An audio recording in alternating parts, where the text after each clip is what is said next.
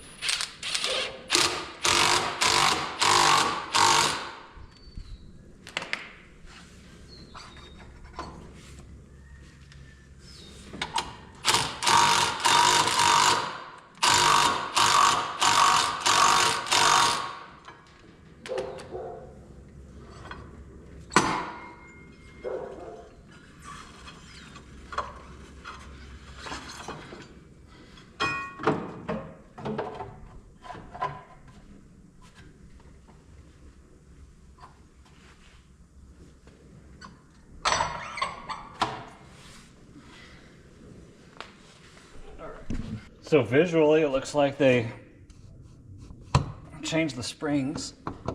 Right. One of the things I remember they were talking about, they take out the stock spring and put a much softer spring in. Correct, and that's going to be the difference of this. Right.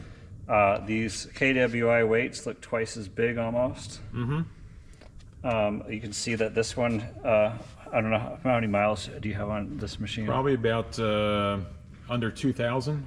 Under 2,000, and we already have a groove from the belt. That's quite interesting.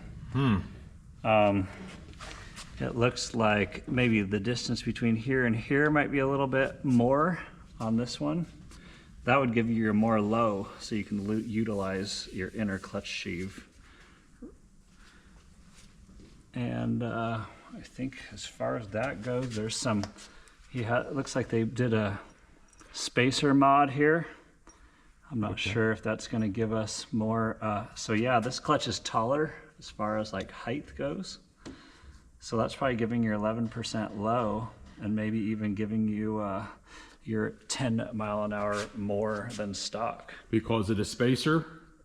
Yeah, all these mods are giving you, which in turn is going to give you better gas mileage because it sounds like your RPMs are going to be lower in the cruising range.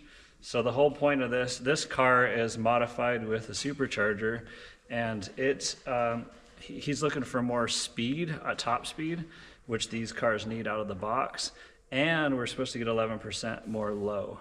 Right. So we're just comparing these here, seeing the physical differences, and it looks like there are some pretty obvious changes. So we're super. So it's noticeable as far as the mods that were made with the new clutch. Highly noticeable. So they even put spacers in here with these new rollers.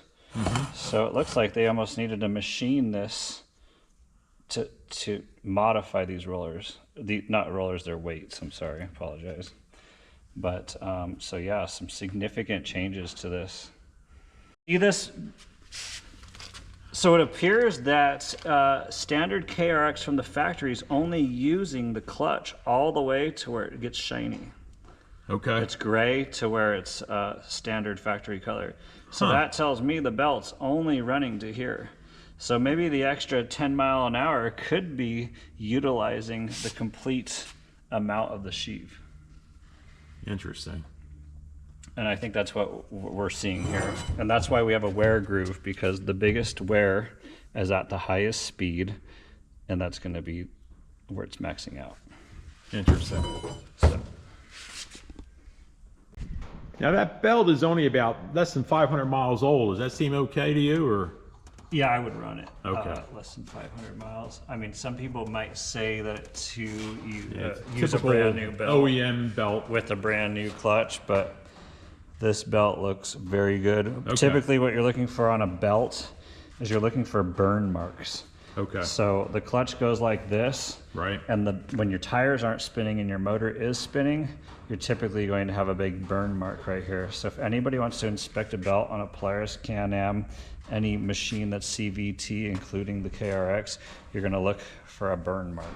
Okay, cool. And this looks perfect. So I am going to run with it. And then on the Kawasaki's, you typically want to look at the arrows. A lot of people say you want the letters to go in the direction of forward motion. Okay. So that is something to consider. Some manufacturers have directions. We remove material from the sheaves to increase the axial travel of clutch, so it closes more, forcing the belt higher in the sheaves and moving the full shift of the clutch from 45 to 60. This is what gives you more top speed, as well as lowered RPMs. The belt also drops slightly lower in the sheaves at startup, which gives the belt a little slack, and that is taken up by the secondary, which give you a lower starting ratio. You probably noticed the marks on your clutch. I actually put your clutch on my machine and measured the gear reduction, and yours was a little over 15% lower gearing than a stock setup at startup. We changed the fulcrum angle of the weights to the rollers with quite a bit of machining of the spider. This gives the machine better response, especially down low. Those plates by the weights are titanium. We do mill out the weight pockets to make room for these plates. This prevents the steel weights from wearing into the aluminum body of the clutch. You can remove one of the weights on your factory clutch, and we'll probably see this where starting. When we install the new KWI rollers, we also replace the thin steel washer the factory uses with a thicker and larger diameter titanium washer. The steel washers are known to eat into the aluminum roller pockets. The spacers you see under the cap are needed to allow the sheaves to fully close. We also machine the top of the spider in conjunction with the spacers to get the needed clearance.